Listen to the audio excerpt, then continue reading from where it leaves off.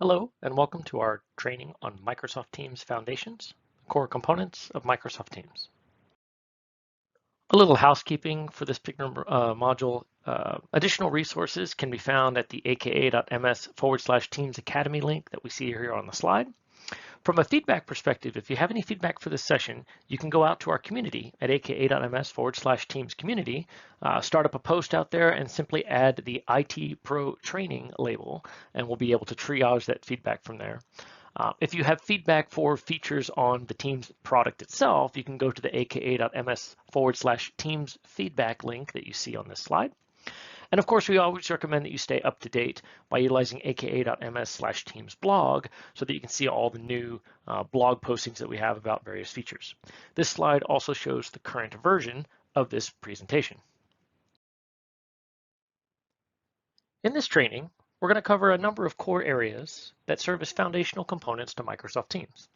This includes starting with the base architecture of Microsoft Teams, and then moving on to look at Azure Active Directory, Office 365 Groups, SharePoint, OneDrive for Business, and Exchange. Let's begin with the architecture of Microsoft Teams. Okay, let's take a look at the Teams logical architecture. So right here in the middle, we'll notice the user object. The user has various modalities that they can use inside of the Teams application. We'll start on the left-hand side of the screen here and begin with chat. There's a microservice in Azure known as Chat Service that provides the chat modality for users that are utilizing Teams. Now, this includes our private one-to-one chats as well as our multi-party private chats that we have. As we're having these chats, we can actually extend the chat experience by adding in tabs and apps into that one-to-one chat or into that one-to-many private chat.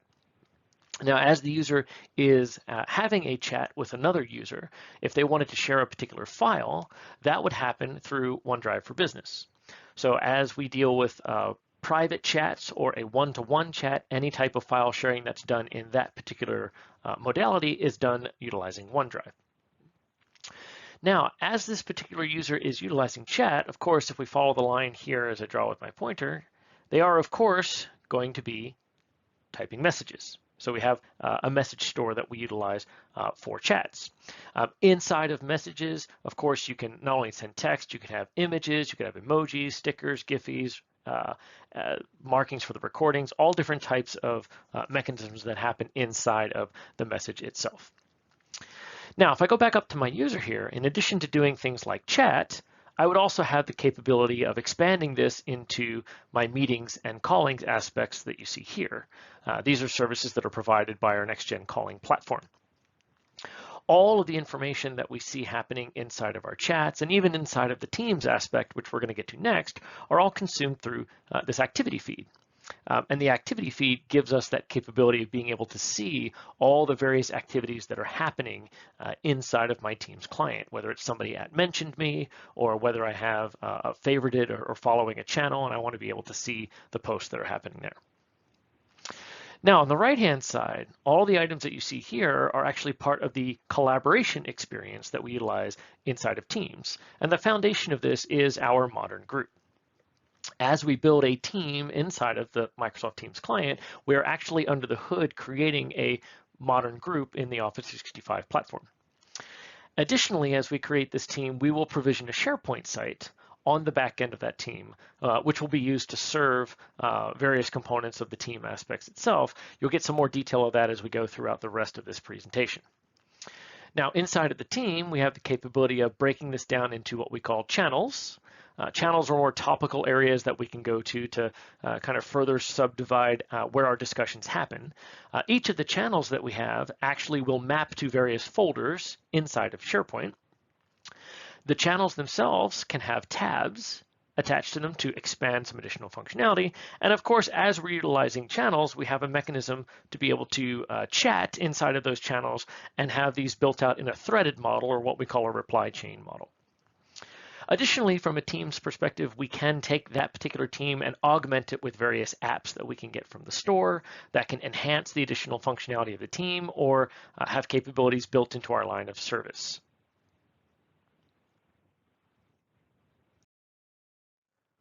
A common question that we get is, where are these conversations stored within Microsoft Teams? Conversations are actually stored inside of the chat service. This is a microservice that we leverage as part of the Teams architecture that is specifically there for serving chat. It utilizes in-memory processing for speed and utilizes Azure storage as of today, but it is very shortly moving over to a Cosmos DB for storage.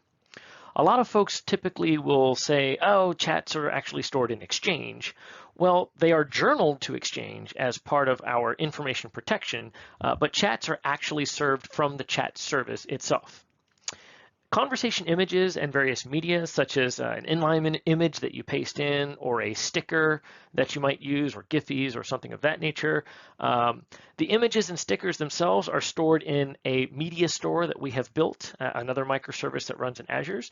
The Giphy itself is not actually stored. We're just leveraging a pointer to the CDN where that Giphy has come from. Another common question that we get is, where are the files stored?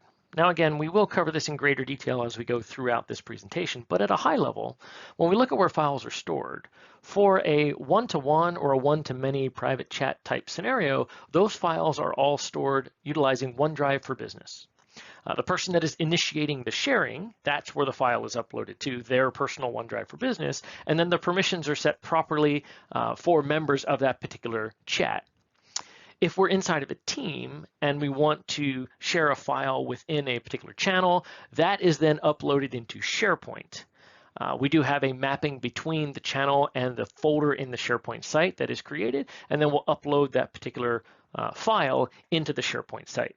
Now we do have options for third-party file storage as well, such as Dropbox, Box, Citrix File Share, and Google Drive, all of which are configurable by the administrator. To kind of round out the high-level architecture discussion, let's take a look at a quick summary of some key data entity storage mechanisms. If we look at the table that we see here, we're going to cover a number of various entities that we have and correlate where these particular items are actually stored. So messages themselves, chat messages, for example, are stored within the chat service, specifically in chat service table storage today, but moving to Cosmos DB storage shortly. And then those messages then have the opportunity to be journaled and ingested into Exchange for compliance purposes. We'll talk more about that as we get into the Exchange section. Images themselves, we do have a media service that is running on Azure using blob storage, where we maintain the storage of various media, such as an inline picture that we would paste in, for example. And again, those also would be ingested then into Exchange through our substrate to be able to enable compliance. Files at the team level are stored in SharePoint, and individual chats, whether it's one-to-one or one-to-many private chats, utilize OneDrive for Business. Voicemail is actually provided by the cloud voicemail service, and then the voicemail is stored at rest inside of the individual's mailbox inside of Exchange. From a recording perspective, we utilize Microsoft Stream for recording. We do have a media service in Azure that uses blob storage to generate the recording as it's happening, and then that will be encoded and placed into Microsoft Stream as the final resting place for that recording. Meetings that we schedule on our calendar are placed inside of the individual mailbox for that particular user that is scheduling the meeting. Contacts actually come from Exchange, and any telemetry data that the Teams client generates is actually stored within the Microsoft Data Warehouse. Let's take a look at Azure Active Directory and how it relates to Microsoft Teams. Azure Active Directory, or AAD, as it's commonly referred, is Microsoft's multi-tenant cloud-based directory and our identity management service. Azure AD combines the core directory services components that we utilize for Microsoft Teams, as well as provides a mechanism for application access management and identity protection into this singular solution. In the on-premises world, we typically refer to this as our directory service or Windows Server Active Directory. In the cloud, this is known as Azure Active Directory. It is possible for organizations to leverage both on-premises Active Directory as well as the cloud Azure Active Directory through a synchronization mechanism. At the end of the day, this is going to provide our multi-tenant cloud-based directory and identity management services for Microsoft Teams. Azure Active Directory comes in multiple editions. The free edition is included with an Azure subscription. Azure AD Basic is typically used by task workers that often have cloud-first needs. So it provides the capability of doing typical group-based management tasks, self-service password reset for various cloud applications, as well as the ability to utilize what's known as an Azure AD application proxy. This application proxy provides the ability for an organization to publish an on-premises web application while utilizing the features and functions available in Azure AD. Azure AD also has two premium SKUs available, Premium P1 and Premium P2. The Premium P1 SKU provides additional enterprise-level identity management capabilities, such as the ability to utilize dynamic groups, as well as the ability to provide self-service group management to our end users. The Premium P2 SKU adds the identity protection and privileged identity management components on top of what already exists inside of our P1 features. The link that you see on the slide here takes you to a detailed feature matrix of all of the various editions of Azure Active Directory. Let's take a look at the identity models that are used with Microsoft Teams. When we look at an identity model, it can fall into one of three classifications. The first being a cloud identity. A cloud identity is a user that is created and managed entirely within Office 365. The account is stored in Azure Directory, and the password is verified by Azure Active Directory itself. A synchronized identity is a user identity that is managed and created in the on-premises server environment, what we refer to as Active Directory. The accounts and password hashes themselves are synchronized to the Office 365 cloud. A federated identity requires that we have a synchronized identity, so the user object is created in the on-premises server environment, but synchronized to the cloud, much like we saw in the synchronized identity. The difference here is the password itself is verified by the on-premises identity provider. In most cases, this would be Active Directory Federation Services, or ADFS. Let's take a deeper look at the identity models and the corresponding components that are utilized by these identity models. As you can see on the left, when we look at a cloud identity, because the cloud identity is created and managed entirely within Office 365, there are no on-premises servers that are required for this type of identity. If I look at an Office 365 synchronized identity, in this case, as you recall, the synchronized identity is created and managed in the on-premises directory environment, typically Active Directory. This is then synchronized via directory sync mechanism with the password sync, or what we refer to as a password hash sync, to Azure Active Directory. So in this case, we would require the ability to manage and maintain the directory on premises. So I would need Windows servers with Active Directory. We would then also have to synchronize this utilizing a tool such as Azure AD Connect. Now this does provide a single sign-on experience for us. However, there are by definition two directories to maintain. The on-premises identity directory, which exists in Windows Server Active Directory, and the synchronized directory, which exists up here in Azure Active Directory.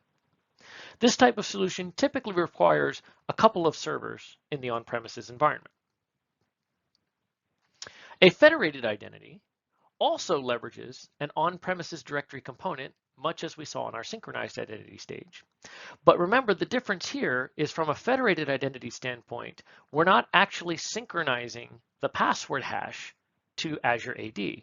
Rather, we are going to utilize the on-premises environment to authenticate the user. In this instance, we see that this is a federated identity connection. So we still have a directory sync component in play, typically Azure AD Connect, but we would then need another component that would be able to provide the services needed for checking the user's credentials. That would typically be Active Directory Federation Services, or ADFS, and this type of solution typically requires a large number of servers, especially since high availability would be paramount in this type of architecture.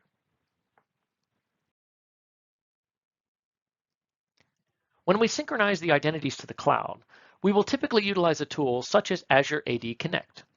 This free tool provided by Microsoft enables common identities between the on-premises Active Directory environment and the online Azure Active Directory environment.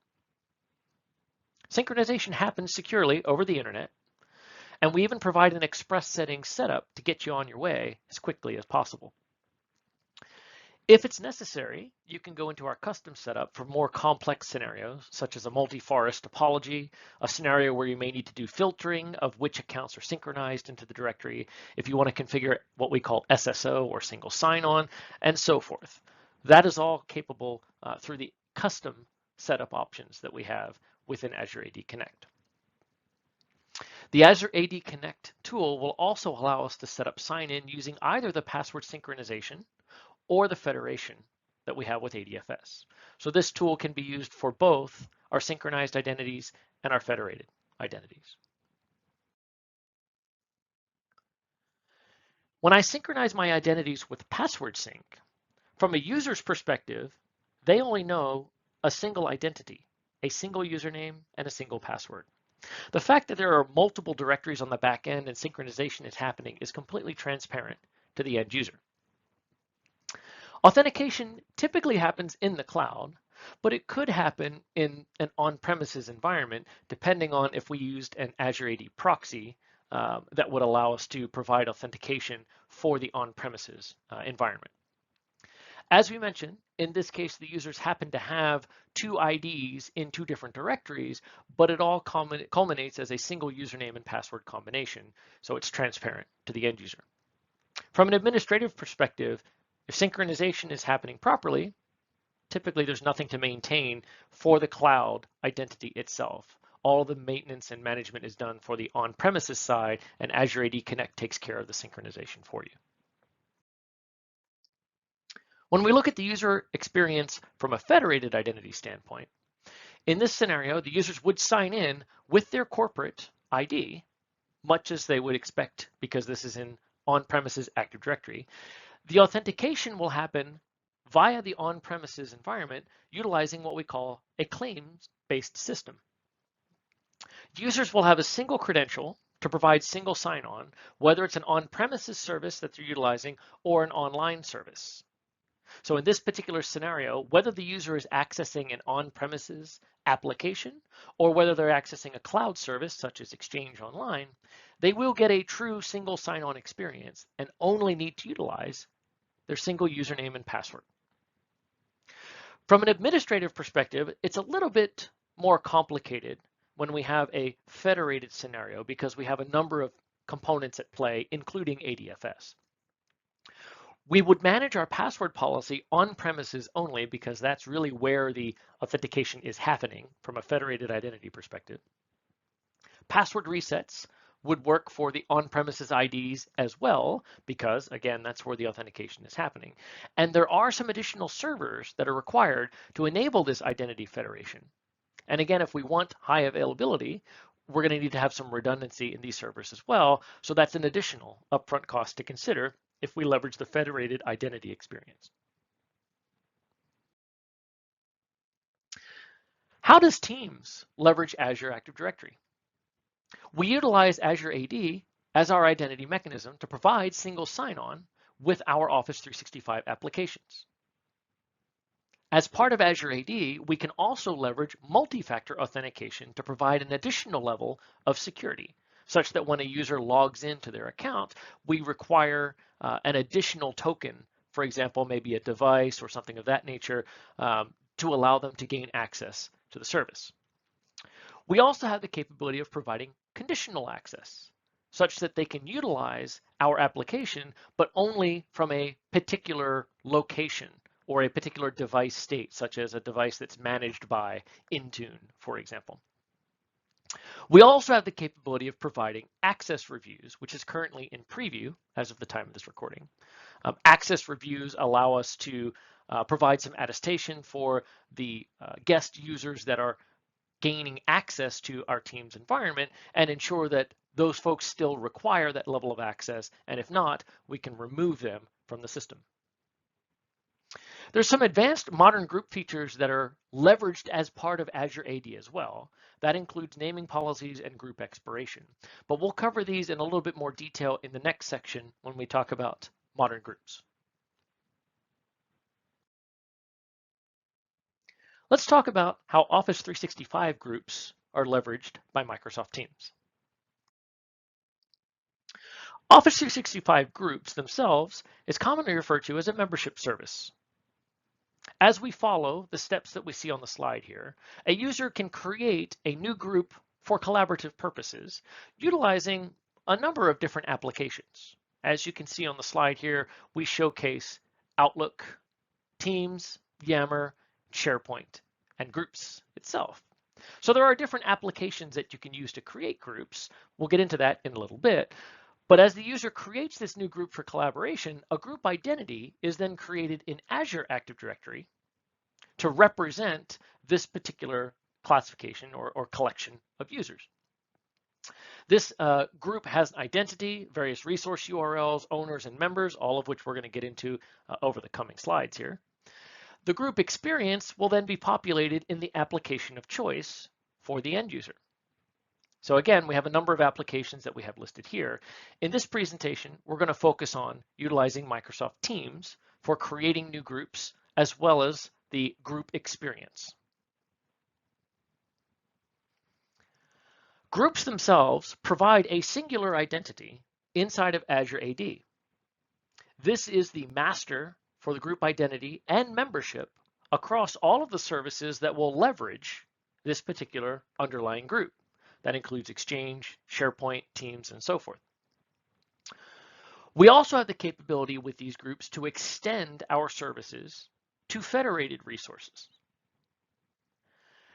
The groups themselves provide what we call loose coupling between the various services, such that the various services will notify each other of changes relative to the group, such as creation of items, deletion of items, and so forth. As we get a little bit deeper into the deck, we'll see how that impacts Microsoft Teams. As mentioned on the previous slide, when you're provisioning Office 365 groups, from an end user perspective, any user by default has the capability of creating a new group. We can create it through a number of different applications as well, whether it's Outlook, through PowerShell, utilizing the new unified group command, which builds on top of our Microsoft Graph API. You can do this from SharePoint Online when you create a new team site, from Microsoft Teams when you create a new team, or from various other applications and integrations that we have inside of Office 365. From an administrative standpoint, of course, we have the ability to control who can create groups, but by default, anyone can create a new group inside of Office 365. When an Office 365 group is created, a set of resources will become available by default. Now, it's important to realize that depending on the application that's being used, that will determine the set of resources that become available when the group is created. For example, if I were to utilize Outlook to create a new modern group, I would get access to a set of resources that include the shared inbox, calendar, a SharePoint document library, a OneNote notebook, as well as a SharePoint team site. Conversely, if I were to use Yammer to create the modern group, I would get the corresponding SharePoint document library, OneNote notebook, and team site, but instead of having access to an inbox and shared calendar, I would utilize a Yammer group, which makes sense since I would be utilizing the Yammer application. Now, a little later in this presentation, we'll take a look at what happens when we utilize Teams to create an Office 365 group. When we add members to the underlying Office 365 group, that will automatically give them the permissions that they need to access the resources that the particular group will provide. So for example, if I were to create an Office 365 group and it included a SharePoint document library, the members of that Office 365 group would automatically have access to the documents that are contained within that SharePoint document library. When I create an Office 365 group, there are various roles that I can assign upon the creation and management of the group. First and foremost being, of course, an owner. The person who creates the group, of course, by default is the owner, and the owners effectively act as moderators for the group, meaning they have the capability to add and remove members from the group, as well as the ability to go and delete conversations from the various mechanisms that we have inside the group itself, whether it's the persistent chat workspace that we have inside of Teams, or the conversations that we have inside of Outlook.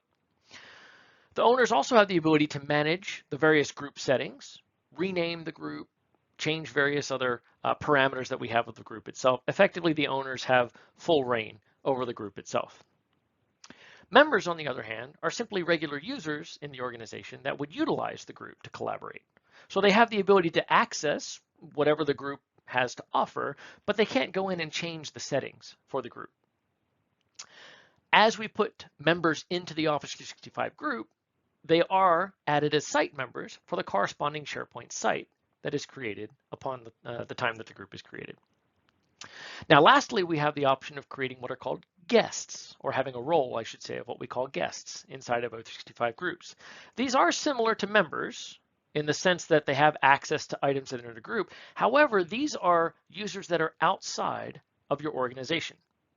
Now, an admin has the ability to control if guests are permitted in groups or not, but the guests themselves would typically take on many of the same responsibilities that a member would. However, the user is from outside of your organization. Groups themselves have two different privacy levels, public and private.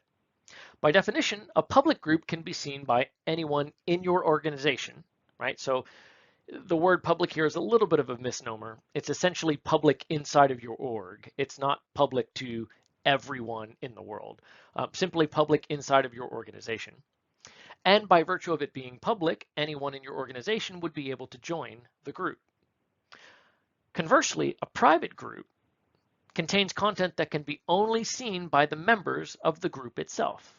And if you would like to join this particular private group, you will have to be approved by one of the group's owners. As we mentioned earlier, neither public nor private groups can be accessed by people outside of the organization by default. If you want someone outside of your organization to access these groups, either public or private, you would need to specifically invite them as guests. So where does Teams fit into all of this? Well, when we utilize our Teams application and we go to create a new team, you're going to see the dialog box that we're showing on the right-hand side of this slide. When you create this team from within the Teams application, we will actually create an underlying modern group inside of Office 365. Now, when we create this underlying modern group, we will automatically provision it with a number of items that we see listed out in the bullets here. This includes things like our calendar, our SharePoint document library, the shared OneNote notebook team site that is provisioned for that particular group, as well as that persistent chat-based workspace that we will use inside of the Teams client. Now, to maintain membership of the group, the membership of this Teams environment will be synchronized with the underlying modern group. So if you add a member to this underlying modern group, we will replicate the membership of that to Teams.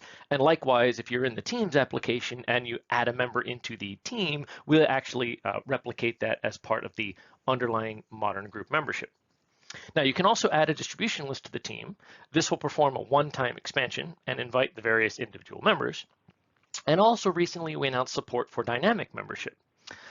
You can see in the aka.ms link that I have posted here more of the detail around this, but essentially we'll create a dynamic group inside of Azure Active Directory. We'll attach that to the team, and then the membership of the team will be driven specifically by the rules that we've established for dynamic membership of that underlying group. This then results in little bits of change in behavior in the Teams application itself. For example, if we've created a team that has dynamic membership enabled, the Teams client itself will no longer allow any type of member management for that team. So options like adding members, editing member roles, approving join requests, sending join requests, all of those will be hidden because all of the membership is maintained and managed through the dynamic rules that we've set up. So how does Teams leverage Office 365 Groups? Well, as we know, Groups provide a membership service. Microsoft Teams will utilize that member service as the access control list to the Files and Notes tab. The Files tab being a connection to SharePoint, the online document library that's provisioned at the time that we create the team. Owners of existing groups that have been created prior to the introduction of Microsoft Teams can add the Teams functionality to the underlying Office 365 group. Team creation settings are controlled through the administrative portal where you control group creation settings. Now, as we'll see in a couple of slides, there's a couple of different places we can go to administer various settings for groups themselves, including the Azure Active Directory portal, as well as settings that we can do inside of Teams itself. Now, there are some considerations you have to take into account when you are planning for Teams and the corresponding groups. First, as we mentioned, Teams will leverage a number of settings from the underlying group itself. This includes not only membership, but also features such as naming policies and group expiration. Now, naming policies is just as it sounds, the ability for us to predict or determine how we are going to follow the naming structure for groups.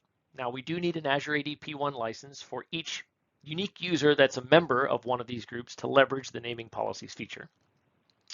We also have group expiration, which is the ability for us to put a time box around how long a group can live, essentially, giving the users, of course, options to renew as necessary, but then allowing groups to then expire based on a predetermined time frame. As mentioned, an Azure AD P1 license is needed for group expiration as well, and we do need a license for all users that are members of groups to which the expiration policy will be applied. Now, when we administer groups, there's technically 3 different areas that we can go to deal with the administration of groups. The first being the admin center, which allows us to provide basic management, who are the owners, who are the members, and so forth. We also have the Azure Active Directory portal, where we go to configure some more advanced services such as the self-service configuration, our group expiration, and group auditing. Lastly, we do have PowerShell commandlets that we can use, and currently the naming policy configuration is configured through the PowerShell commandlets that we have as part of the preview. I've also listed on this slide a couple of considerations that are specific to Exchange. These are a couple of good items to go and take a look at as supplemental material to how we leverage groups within Teams and their dependency on Exchange, but we'll talk a little bit more about Exchange as we move later in the deck. Let's take a quick look at where some of these resources show up inside of the Teams client itself. Now, we had mentioned earlier that when we utilize the Teams client to provision a team, which in turn provisions an underlying Office 365 group, that one of the resources that it establishes for us is the ability to use a persistent chat-based workspace. You see here in the screenshot that this surfaces as the Conversations tab within the channel inside of the team. As we provision a team, another resource that is provisioned on the back end is a SharePoint document library. This is actually surfaced in the Teams client as the Files tab. As I look at the Files tab here, you'll notice that I see a listing of folders and files, very much like I would expect to see if I were looking at a SharePoint website. In fact, I have the capability, if I click the Open in SharePoint link, to pop out to a browser, and I will see the familiar SharePoint document library view inside of my web browser here. This is the same view that you see from inside of the Microsoft Teams client. Let's take a look at the foundational components of SharePoint Online and OneDrive for Business with respect to Microsoft Teams. Teams will use SharePoint Online and OneDrive for Business to store files that a user will share within the Teams experience. Now, as noted in our section on Office 365 Groups, when I establish and create a team, we create an underlying Office 365 group, which also provisions a modern SharePoint team site as part of that group provisioning process.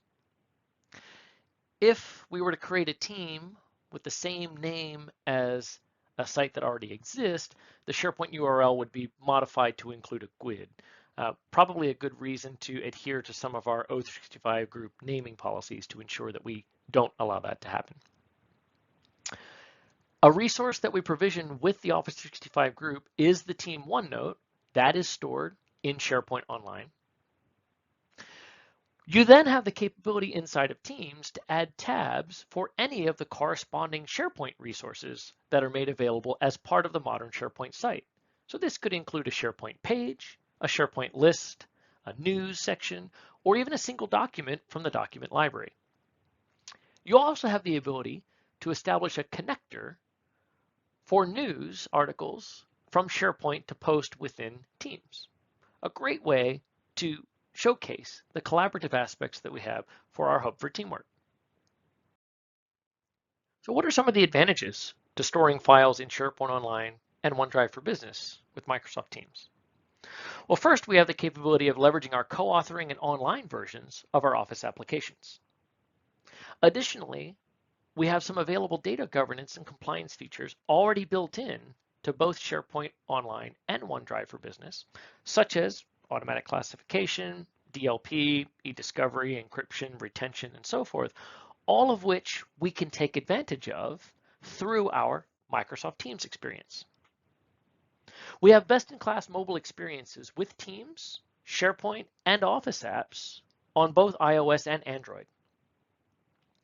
We have the capability of previewing over 270 file types, allowing me to continue to work within context of my Teams application without having to jump out to open up yet another type of application. Since my files are stored inside of SharePoint and OneDrive, they are accessible to Delve and SharePoint Search, both of which will respect the corresponding file permissions that are set. We do have a OneDrive sync client available both for Windows and Mac that allows us to easily synchronize any of the files that are established for our team and allow me to take them offline and go do what I need to do. We will respect any tenant SharePoint and OneDrive for Business settings and locations with regards to how we leverage them within Microsoft Teams. Now, when I look at the integration of SharePoint and OneDrive for Business inside of the Teams application, one of the first areas I want to look at is files in Teams. And here in this screenshot, you can see I happen to be inside of my X1050 launch team, my go-to-market plan channel, and I have the capability of clicking over to my Files tab. This Files tab will be displayed in every channel in the team. The files themselves are stored in the corresponding SharePoint Online site that is associated to the underlying Office 365 group.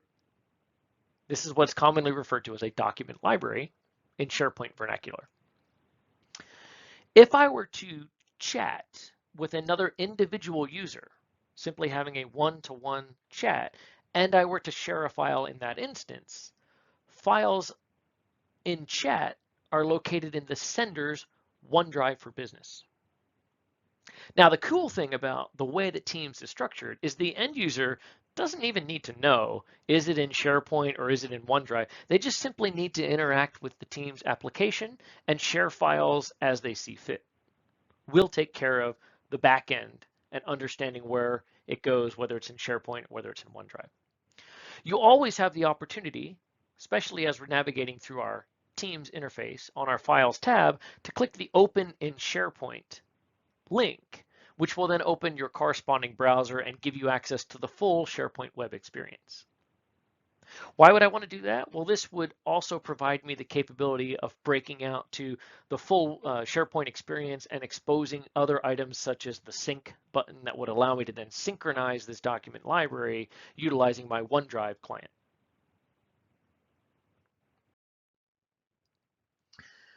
Now, natively, we will store files in SharePoint Online and OneDrive for Business, but Teams also provides the ability to add additional cloud storage providers. These additional cloud storage providers can be added inside channels within a team, and they include Dropbox, Box, ShareFile, Google Drive, and the ability to add an additional SharePoint Online library. From a process perspective, when a user clicks over to the Files tab, if there is an additional cloud storage provider listed, they will then need to sign in to that cloud provider and select which folder or folders that they would like to share. Once we've signed in to that cloud provider, those documents will then be displayed as folders within the file view. So as you can see in our screenshot here, I have a home folder. That's the home folder that happens to be on our additional cloud storage provider. You do not have the ability to substitute usage of SharePoint or OneDrive for Business as the native file experience inside of Teams. As we utilize SharePoint and OneDrive for Business for file storage, there is a specific file structure that we need to be aware of. From a SharePoint perspective, when we create the team, which creates the corresponding Office 365 group, which in turn creates the corresponding modern team site, we will create a document library, which in turn will have a folder for each channel. Now, obviously, when you first create that particular team, we're only going to have a single channel, which is general. But as I add additional channels into my team, we will create the corresponding folders inside of the document library. So as you can see on the right-hand side, I've created a team, aptly known as Team 1. My general channel is created by default, and as such, in my document library, I will have a corresponding folder named General.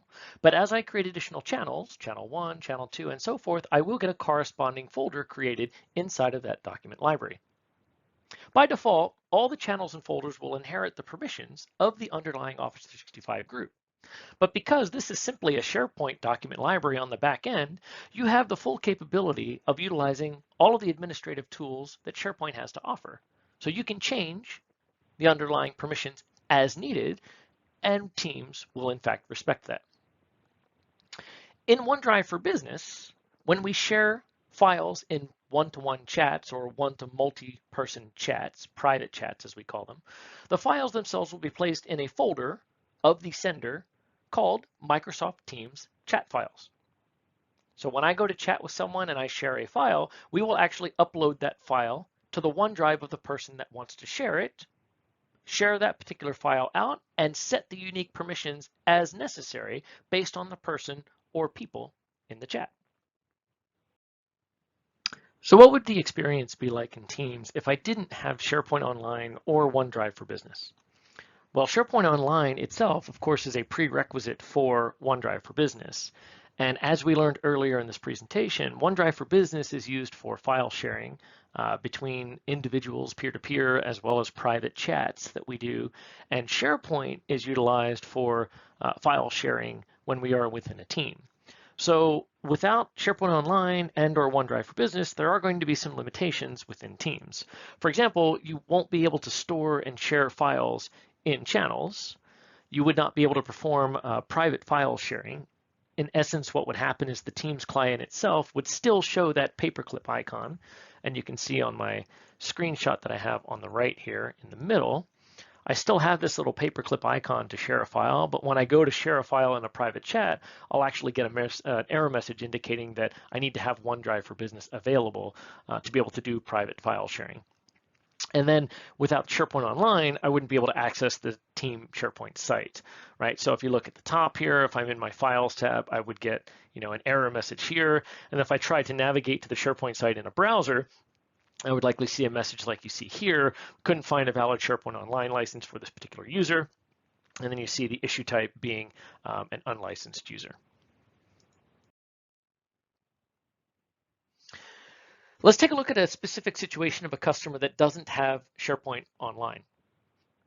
The Teams implementation will respect your investment in SharePoint Online. There are some things to consider.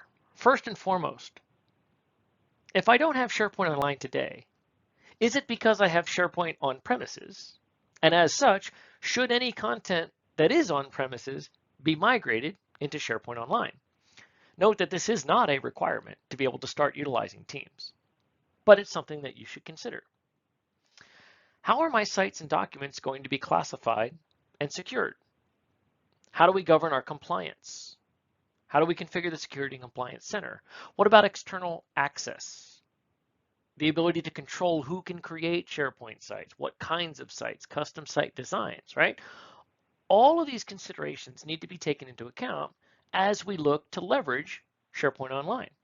And in fact, these are a number of questions that will typically come up for organizations prior to utilizing Microsoft Teams to ensure that they understand how we're going to leverage SharePoint Online.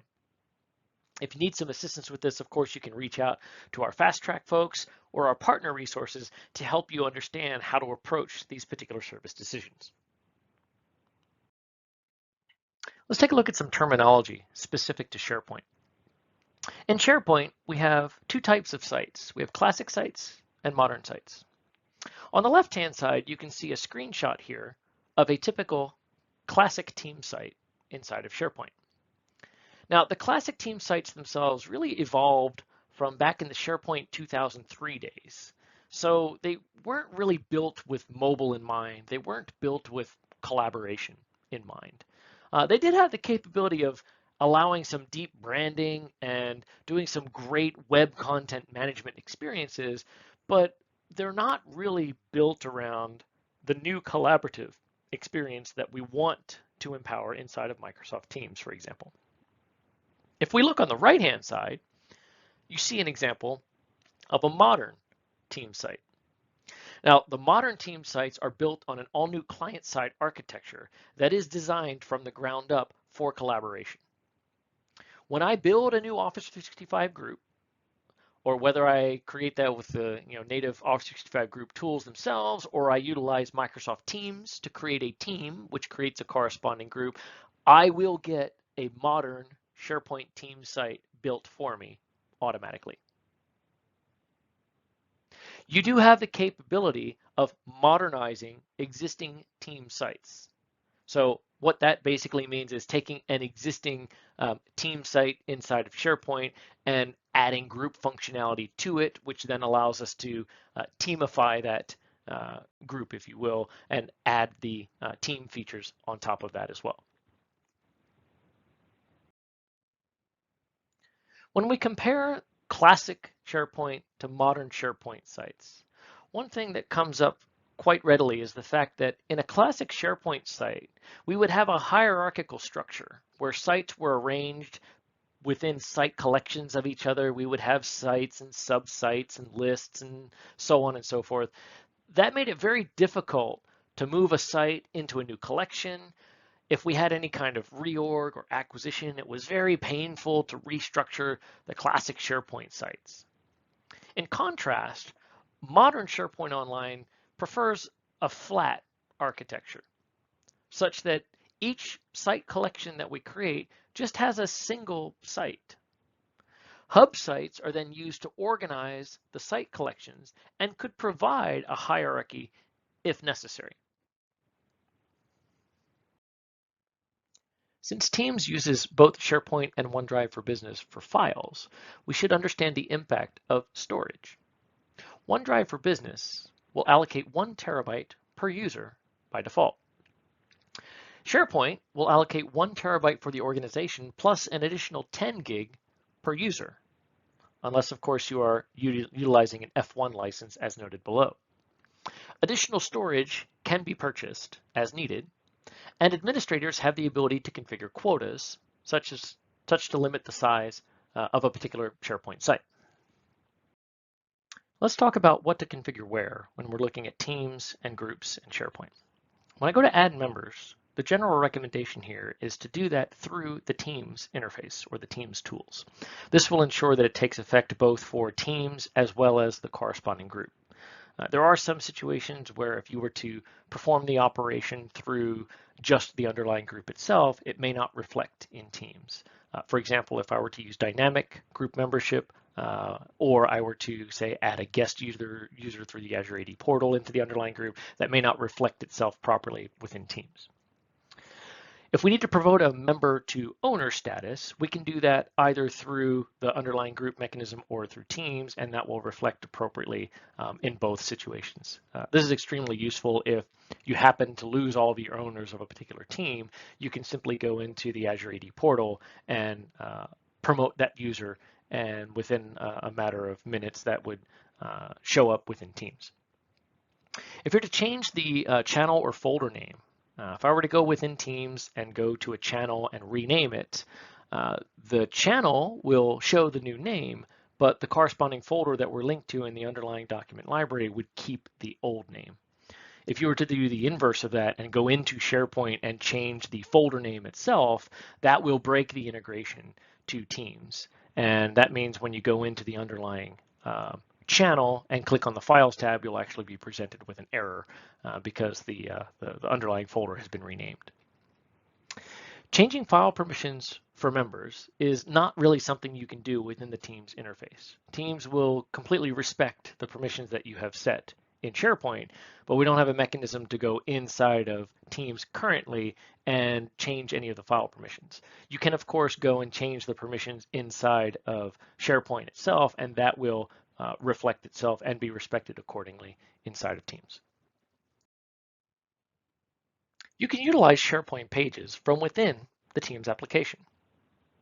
This will work with modern pages, lists, news, even whole documents. And we do this by going into our Teams application, in this case going into a channel, and adding a new tab.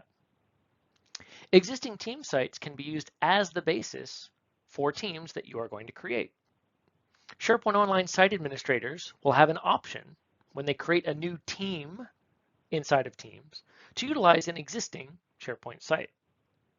The file section will be empty as Teams itself uses a specific folder mapping per channel. You would then have the ability to add any files that are in an existing document library via the Add a Tab option, which is in the screenshot that we have here, the little plus sign that we see up here. That's the ability for us to add a tab. From there, I can select SharePoint and I'd have the capability of being able to add an additional document library as necessary.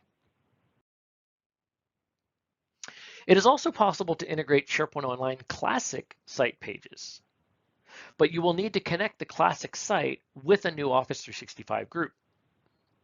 There is a SharePoint Modernization scanner that you can use to verify if the site itself can be connected to an Office 365 group.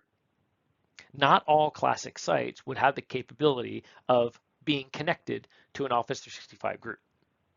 Currently, this is available in PowerShell, utilizing the set-spo site Office 365 group commandlet. The site collection administrator can create the new group via the settings menu in this Classic team site once we determine that it's possible for us to connect this to an Office 365 group. Let's talk about Microsoft Exchange. So how will Microsoft Teams utilize Exchange? A first area where Teams uses Exchange is for compliance. Now, if you think back in our architecture discussion, you'll remember that when we look at chats, there is actually a chat service that is utilized inside of Office 365. Additionally, we have a component called our Office 365 substrate, which can pull the chats through the substrate and into a corresponding Exchange mailbox. This will be the home for chats when we access them through our compliance features in our compliance portal. Teams will also use Exchange for storing meeting information. As I go to schedule new meetings and so forth, that will be maintained on the user's calendar inside of their Exchange mailbox.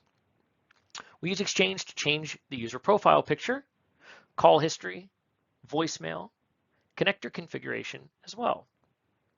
Now, we fully support Exchange Online, of course, but there are limited feature sets that are available with Exchange Server on premises or Exchange Online dedicated. We've got a slide coming up on that in just a few minutes. If you do have Exchange on-premises hosted users, as mentioned, there is limited feature support available, but we do need to ensure that Exchange on-premises is configured in a hybrid mode. So this slide shows us a matrix of Microsoft Teams and Exchange. Now, the way that we read this particular matrix, and I'm not going to drain the entire slide, but the way we read this particular matrix is starting up at the top here. Everything that you see across the top are the various features that we're going to look through, and everything that we see down this first column is where the user's mailbox is homed. So as you can see for these first two rows, Exchange Online and Exchange Online Dedicated vNext, we're basically green across the board for all of these various features. And that makes sense because if the user's mailbox is in Exchange Online or Online Dedicated VNext, that will give us that full Microsoft Teams experience. When I look at the bottom two rows, however, when we get to Exchange Online Dedicated, Legacy, and Exchange On-Premises, that's where we start to see certain options pop up that either have specific caveats to them as to they work, but, or there's some scenarios that just flat out don't work. So for example, if I take a look at the retention column here, you can see for both Exchange Online Dedicated Legacy and Exchange On-Premises, it's a big no. Right? We don't currently support retention or applying retention policies when the user's mailbox is homed on premises. Likewise, when I look at creating and viewing meetings, I don't have the capability of doing this at all in Exchange Online Dedicated Legacy, but I would be able to do this if I have Exchange 2016 CU3 or later in the on-premises environment. Now, another one I do want to call out is voicemail that we see over here. And you'll notice that voicemail is listed as no for Exchange Online Dedicated Legacy as well as Exchange On-Premises. Now, I want to clarify here what that really means. This means the ability to actually see the voicemail or visual voicemail inside of the Teams client. You would still be able to get voicemail if the user's Exchange mailbox is on premises, because the cloud voicemail service that Teams utilizes would still be able to deposit the message inside of their mailbox. So you could still look at it in Outlook, but you wouldn't be able to see it in the Teams client, as an example. As mentioned earlier, we want to ensure that our Exchange environment is configured in hybrid to work with Microsoft Teams. The requirements we have for configuring Exchange Hybrid include setting up AAD Connect with writeback. This will make the groups that we create in Office 365 available for on-premises users. Remember, Office 365 Groups are only available in the online service. Now, as a prerequisite, we need an Azure AD Premium license to be able to configure writeback. We do need to configure hybrid, and we need a minimum of the following versions that you see on the slide. As mentioned earlier, Teams will utilize Exchange for e-discovery purposes. E-discovery is always done against Exchange Online. That's where the e-discovery portal is, and that's really where all of our data is from a Teams perspective.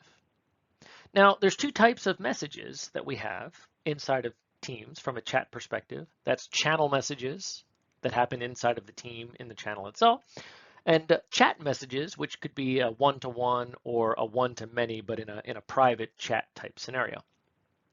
Now, by default, as we remember from our architecture discussion earlier in this training, there is a chat service that runs inside of Office 365.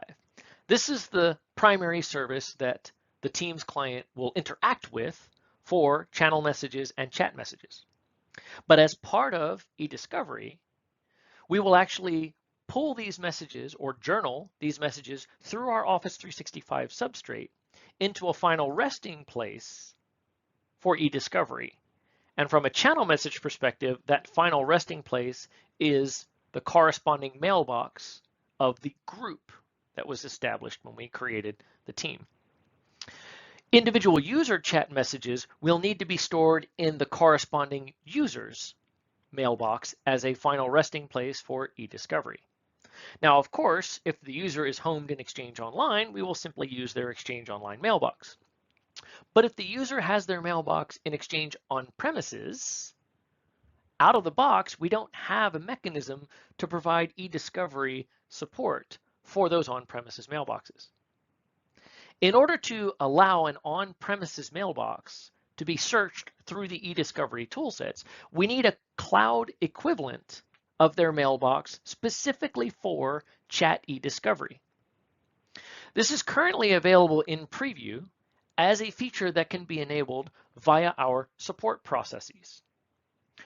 Once support has enabled this particular feature, we'll create a cloud equivalent mailbox for the on-premises user and use it specifically for chat, thus allowing us to journal the messages from the chat service through the fire hose into this now cloud equivalent mailbox for my on-premises user. I can then run e-discovery queries, and I'll be able to gain access to the chats of this particular user, even though his corresponding mailbox is actually on premises. Now, of course, if you're in the midst of a migration and you then migrate the user's on-premises mailbox to online, all of that content will still remain intact because we'll simply merge the cloud equivalent mailbox that we utilized specifically for chat with the user's actual mailbox that is migrated to online.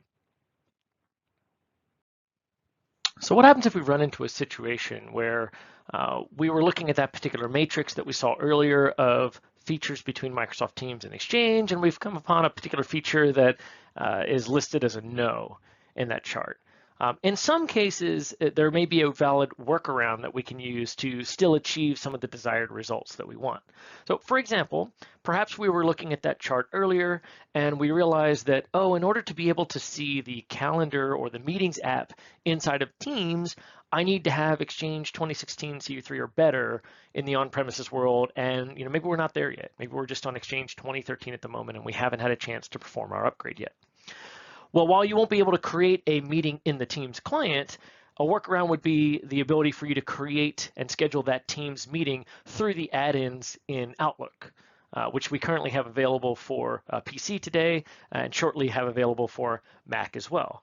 Now, of course, you won't be able to create channel meetings, nor will you be able to create live events, but you will be able to create basic Teams meetings utilizing the add-in within Outlook. Those invites, of course, will be on your calendar across all your platforms because Exchange is the back end for that particular calendar service anyway. From a voicemail perspective, we touched on this as well on that particular matrix slide, but essentially this means that we wouldn't see visual voicemail inside of the Teams client, but the workaround for that is you can simply open Outlook and your voicemails would still be visible and retrievable through the Outlook client. In the event that you're unable to change your profile picture within the Teams client, you can simply go to the Office 365 portal and make your profile picture change there. And from a connector standpoint, while connectors can still be used, if your mailbox happens to be on premises, you wouldn't be able to add a connector or configure that connector, but other folks in your organization that have their mailboxes in the online environment could certainly go ahead and add the connectors, configure them, and then the user that has their mailbox on premises could take advantage of and use those particular connectors. Let's take a look at a summary of what we've covered in this foundational training for Microsoft Teams. Teams builds on top of Office 365 services. For an optimal user experience, we need to ensure that we leverage Azure Active Directory and any synchronization mechanisms that may be necessary, SharePoint Online, OneDrive for Business, and Exchange Online.